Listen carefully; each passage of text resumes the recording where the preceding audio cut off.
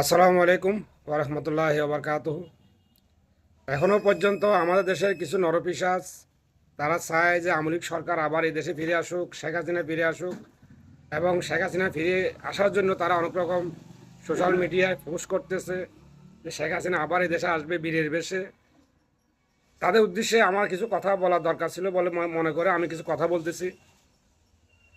2009 সালে যখন আওয়ামী লীগ সরকার প্রথম ক্ষমতায় আসে, 2009 সাল থেকে 2024 সাল, 2009 সালের দিকে 56 জন সেনা অফিসারকে এই দেশে হত্যা করা হয়।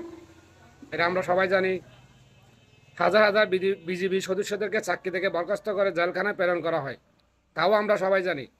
এই হাজার হাজার বিজিবি সদস্যদের পরিবার ধ্বংস হয়ে গেছে। 2013 সালে শাপলা চত্বরে যে গণহত্যা, সেখানে কতজন মানুষ এখন পর্যন্ত মারা গেছে তা আমরা কেউ আজ স্পষ্টভাবে জানি না। তো সেখানে বিপুল সংখ্যক মানুষ মারা গেছে, এটা আমরা সবাই বিশ্বাস করি। বিএনপি এবং জামাত ইসলামের শীর্ষ নেতাদেরকে রাষ্ট্রীয় ষড়যন্ত্রের মাধ্যমে হত্যা করা হয়। ইলিয়াস আলী সহ হাজার হাজার এই দেশে মানুষদেরকে তারা গুম করে হত্যা করে। এখনও কী পরিমাণ মানুষ গুম গুম হয়ে আছে, মারা গেছে, না আছে, না বেঁচে আছে, তাও তাদের পরিবার জানে না। এই 2009 সাল থেকে 2024 সাল পর্যন্ত কী পরিমাণ মানুষ এই দেশে খুনের শিকার হয়েছে, জঙ্গি নাটকের শিকার হয়েছে, সেটাও অনেকে জানে না।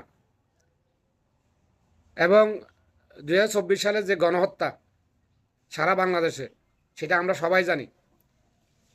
আন্তর্জাতিক রিপোর্ট অনুযায়ী 1,500 মানুষকে হত্যা করা হয় শুধুমাত্র জুলাই অভ্যুত্থানে।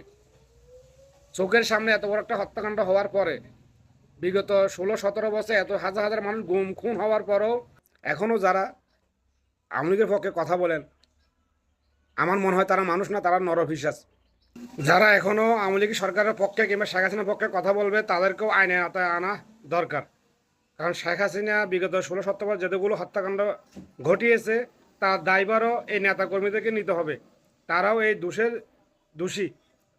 কারণ একজন লোক যখন অন্যায় করে, তাকে যখন কেউ সাহায্য করে, তারও দোষী। তাদেরকেও আইনে আওতায় আনা দরকার।